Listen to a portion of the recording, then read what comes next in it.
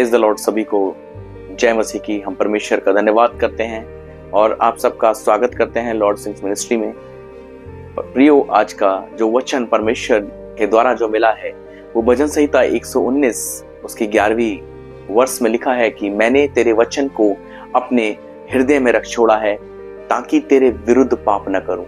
प्रियो, दाऊद इस बात को बहुत बेहतरी से जानता है, बहुत खूबसूरती से इस बात को बयां कर रहा है और वो कह रहा है कि कोई भी पाप मैं तेरे विरुद्ध न करूं। और वो इसलिए कह रहा है क्योंकि वो जानता है कि उसने परमेश्वर के वचन को अपने हृदय में रख छोड़ा है। याद रखिए मेरे भाइयों, जब परमेश्वर का वचन आपके हृदय में होता है तो कोई और आपके हृदय में वास नहीं कर सकता।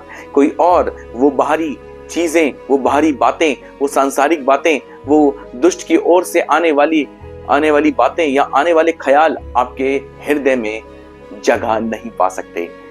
पर आपको इस बात के लिए हमेशा तैयार रहना है कि उसका वचन आपके हृदय में बसा रहे।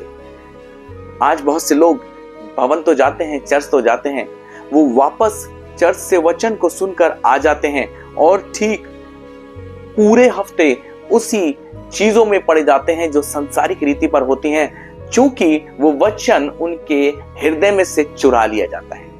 वो जब तक उनके हृदय में पहुंचता है जब तक वो भवन में बैठे हैं, पर जैसे ही भवन से बाहर निकलते हैं वो बीज, जो वचन रूपी बीज है, उनके हृदय में से उठा लिया जाता है और भवन से बाहर निकलते ही वो संसार में प्रवेश कर जाते हैं। और जो संसार में प्रवेश करता है मेरे भाइयों बहनों, वो संसार की गतिविधियों में प्रवेश करते हुए दुष्ट की यानी कि विरोधी की सारी बातों को फॉलो करता है, उनको मानने लगता है, उनमें व्यतीत हो जाता है, अपने समय को व्यतीत करता है। मेरे भाइयों बहनों, मैं बताना चाहता हूं समय बहुत निकट है।